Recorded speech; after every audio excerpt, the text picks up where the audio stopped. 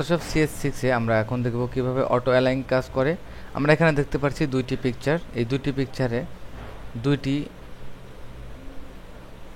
Human character দেখতে পাচ্ছি। এখানে প্রথম রেড টি-শার্ট এবং সেকেন্ড হোয়াইট টি-শার্ট। তো রেড টি-শার্টের এই পিকচারটা আমরা রাখবো এবং হোয়াইট টি-শার্টের এই পিকচারটা আমরা রাখবো। এই ক্ষেত্রে আমরা অটো অ্যালাইন অপশনটি চুজ করব। আমরা এটিকে ডুপ্লিকেট করে এখানে নেই এবং এটিকেও একটি ডুপ্লিকেট করি এবং ডিলিট করি। এখন দেখতে পাচ্ছি যে আমাদের দুইটি ইমেজ এবং দুইটি ইমেজের ভিতর আমরা অ্যালাইনটি একই জায়গায় ক্যামেরা শট করা, যার জন্য আমরা এডিট এবং দুটি লেয়ারকে সিলেক্ট করব, অটো অ্যালাইন এবং এখানে অটো ওকে। এখন আমরা দেখতে পাচ্ছি যে আমাদের পিকচারটি যে একই স্পেসে একই জায়গায় আমাদের অটো অ্যালাইন হয়েছে এবং আমরা এখন কিভাবে এটিকে চেঞ্জ করতে পারি সেটা দেখব। সেক্ষেত্রে আমাদের বাম পাশে যে রেড কালারের টি শার্টটি রয়েছে এটিকে আমরা চেঞ্জ করব, অথবা এটিকে আমরা উপরে দিয়ে আমরা ডান পাশের এই হোয়াইট কালারের অবজেক্টটিকে চেঞ্জ করব। আমরা একটি মাস্ক এবং বি দিয়ে এটিকে পেস্ট করব।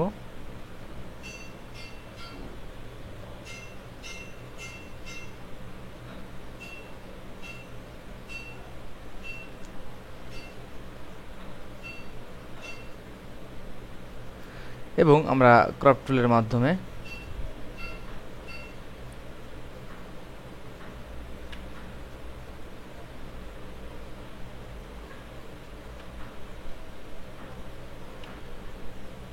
আমরা এখান থেকে ব্যাক স্পেস দিয়ে মুছে দেই।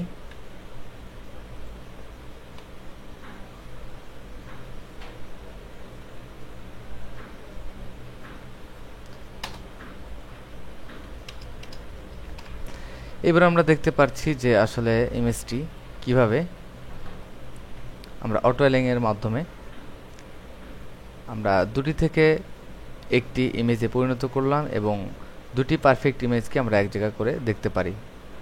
এভাবে আমরা অটো অ্যালাইন এর কাজ করতে পারি। পরবর্তীতে আমরা অটো অ্যালাইন এর কাজ নিয়ে অ্যাডভান্স লেভেলে আলোচনা করব। এখানে defined brush preset, defined pattern এবং ডিফাইন্ড কাস্টম শেপ নিয়ে নেক্সট ক্লিপে আমরা আলোচনা করব। ধন্যবাদ।